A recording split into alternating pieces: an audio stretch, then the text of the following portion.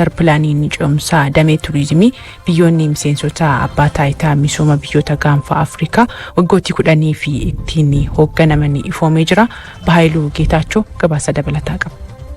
Biyyootni Afrikaa baha qabeenya uumamaan badhaafamanii fi bakkeewwan hawwata turizimii olaanaa ta'an hedduu qabaachuun beekamu. Qabeenya kana utubaa guddina dinagdee isaanii godhanii itti fayyadamuu kan qabanii fi sanarra darbee hariiroo bulmaa isaanii ittiin cimsachuu kan qaban ta'uun eerameera. Master planii cimsaa damee turizimii biyyootni miseensota abbaa taayitaa misooma biyyoota gaanfa Afrikaa waggooti 10 ittiin hooggananis ifoomeera. Waltajjii kanarratti barreessaa olaanaan gamtaa abbaa taayitaa misooma biyyoota gaanfa Afrikaa Dr. Warqinaa Gabayyoon gamtaan abbaa taayitaa misooma biyyoota gaanfa Afrikaa qabeenyota hawwata turizimii isaaniitti haalaan gargaaramuun dinagdee isaanii ijaarrachuun cinatti hariiroo bulmaa isaanii ittiin cimsachuu kan qaban ta'uu dubbataniiru. By focusing a sustainable and working together with qooda fudhattootaa fi hunda keessan waliin hojjechuun bu'aa turizimii irra argamu cimsuu ni dandeenya. Qabeenya uumamaa fi aadaa keenya kunuunsuu fi tiksuun dhaloota egereetiif dabarsuu qabna. Qabeenya turizimii naannoo kutaa baha Afrikaatti gargaaramuun dinagdee ofii guddisuun cinaattis hariiroo obbolummaa biyyoota kunneenii dagaagsuun ni barbaachisa. Milkaa'ina kanaafis cimsinee kan hojjennu ta'a. Qabeenyi turizimii kun hariiroo biyyoota cimsuu cinatti carraa hojii uumuu keessatti faayidaa olaanaa akka qabus himameera. Sirnicha irratti kan argaman ministeera turizimii Itoophiyaa Ambaasaadder Naasisee Caalii waggoota dhiyoo darban keessatti mootummaan Itoophiyaa damee turizimii jajjabeessuudhaaf tarkaanfilee hedduu kan fudhate ta'uu dubbatanii yeroo walittaanan keessattis ciminaan hojjechuudhaan damee kanarraa faayidaa olaanaa argachuuf kan hojjetamu ta'uu dubbataniiru. The government of Ethiopia identified tourism Mootummaan Itoophiyaa damee turizimiitiif xiyyeeffannoo olaanaa kennuun milkaa'ina dinagdee fi badhaadhina dhugoomsuuf murteessaa ta'uu hubachuun irratti hojjechaa jira.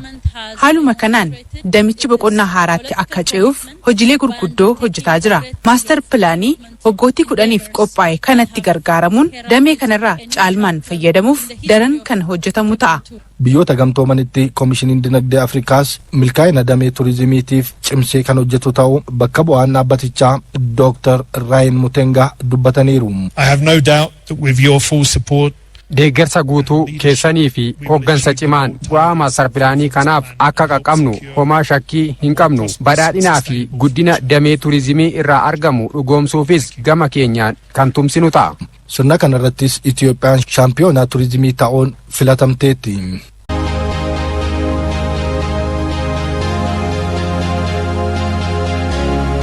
Nagaa jechuun maatii tokkorraa ka'a. Nageenyi maatii tokkorraa ka'e gandasan walgaya gandasan irraa gaya biyya walgaya akkasiin deeman. Nageenyi har'aa miti. Kaleessa Oromoon hoytuma murtii tumattu waan biraa dura nagaa lallabde. Sa'a nagaa lallabde, namaa nagaa lallabde, malkaa nagaa lallabde, maddaa nagaa lallabde, karaa nagaa lallabde, gabaa nagaa lallabde, bultii nagaa lallabde, ooltii nagaa lallabde. Wanni isiin hin lallabiniif hin jirtu waan uumame muluufuu nagaa lallabde. Nagaatu duraan. Nagaa jechuun utubaa biyyaa. Yoo nageenyi jiraatin homaan jiran. Ilma qaba jechuun nagaa irratti jira. Ilma sanin guddifadha jechuun nagaa irratti jira. Ilma sanin barsiifadha jechuun nagaa irratti jira. Yoo nageenyi hin jiraatin hin jiru. Hin horadhaan hin jiru. Hin qotadhaan hin jiru. Hin bocadhaan hin jiru. Ilma barsiifadhaan hin jiru. Nageenyi yoo hin jiraatin guddinni hin jiru.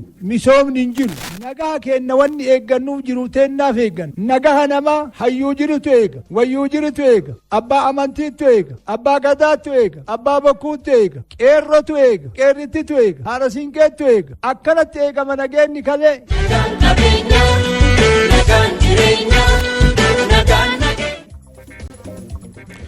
Sendubeen magaalota Afrikaa sirna kitaabichaa warra Awurooppaatiin akka fedheen Jarmaatiin turuu qorannoon dhaabbata biyyoota gamtoomanitti sagantaan qubsuma uummataa ifoomse. Rakkoowwan misooma magaalota kanneen qorannoon adda baanii furamaa barbaadanis foramii magaalota Afrikaa Finfinneetti taa'amaatiin ture irratti dhiyaateera. Dagaagaa Saamu'eel. Leecallawwan uumamaa kan lafa keessaa fi irra ardii qabdu garuu barootaaf hojjettee diinagdee ishee fi kan lammiilee hin jijjiirin turteetti Afrikaan keessattuu ammoo hanqina diinagdee fi teekinooloojii dhabuun magaalonni Afrikaa hin guddatin turaniiru. Addatti ammoo sirni gita bittaa warra Awurooppaa magaalota Afrikaa seenduubee isaanii jijjiiranii akka fedheen ijaaraa turuu dhaabbata biyyoota gamtoomanitti qorannoon sagantaa qubsuma uummataa ni mul'isa. Rakkoo magaalonni Afrikaa qaban waloon hojjetanii furuufis fooramiin magaalota Afrikaa Finfinneetti guyyoota 3 taa'amee turuun ni yaadatama. Fooramicha irratti ajandawwan garaagaraa 59 rakkoo babal'ina magaalaa fi furmaata isaa jedhu dhiyaatee irrattis mari'atameera. Rakkoowwan diinagdee, bu'uura misoomaa, tajaajila uummataa, mana jireenyaa, eenyummaa dhabuu magaalotaa, hanqina pilaanii fi jijjiirama qilleensaa magaalota Afrikaa keessatti mudatan dabalatees rakkoowwan ijoo ta'an 6 qorannoon adda bahanii furmaata kan barbaadan ta'us qindeessaan fooramii magaalota Afrikaa fi gorsaan ministeera misooma magaalaa fi bu'uuraa Dr. Yaared Tashoomaa himaniiru. Parsantii 7 kan guddatan jiru biyyoonni Afrikaa keessatti babal'insi uummanni gara magaalaatti lafti immoo amma sanatti bal'achuu. Kanaaf kana keessatti waalam yoo walgituu baate uummanni galuu fi fedhiinsa yoo guutamuu baate hiyyummaan hojii dhabummaan hin heddummataa jechuudha. Karaa biraa tajaajila uummataa yookaan immoo infraastiraakchar bu'uuraalee misoomaa guutuu hin danda'amu. Kanaaf rakkoon lammaffaan hanqina bu'uuraalee misoomaati. Sadeeffaan tajaajila uummataati. Barnoota, fayyaa, walumaa galatti sooshaal sarviis yookaan pabliik sarviis jennu kana guutamuu dhabuudha. Hundeeffamni magaalota Afrikaa seenduubeen isaanii hanqina qabanis furmaata akka barbaadan Dr. Yaared himan.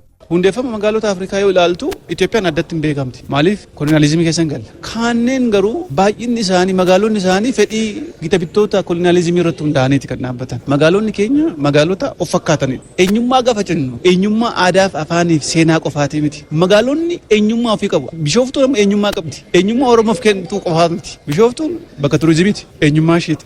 Bakka haroowwan 7 itti argamanidha. Fooramii magaalota Afrikaa Finfinneetti taa'amee ture irraas Itoophiyaan muuxannoo bu'aa dippiloomaasii siyaasaa fi deeggarsa argatteettis jedhame. Mata dureewwan nageenyaa, mata dureewwan haala qilleensaa, mata dureewwan ashaaraa magariisaa irratti haga deemaa jirtu kan dhimma misooma magaalaa irrattis rakkooleen Afrikaan isaan qunnamaa jiru kan bakka furmaataa taatetti. Sadaffaan obbolaatu garana dhufe. Gama siyaasaan humni Itoophiyaan qabdu yookaan immoo sadarkaa kamuu kallattii kamuu gahumsa ishiin qabdu agarsiiseera. Kallattii kamuu. Kantiibota biyyoota Afrikaa dabalatee bakka bu'oonni biyyoota Awurooppaa, Ameerikaa fi Eeshiyaa dhimma magaalota Afrikaa irratti hirmaataa turanis misooma Afrikaaf gahee isaanii kan ba'an ta'uun himameera.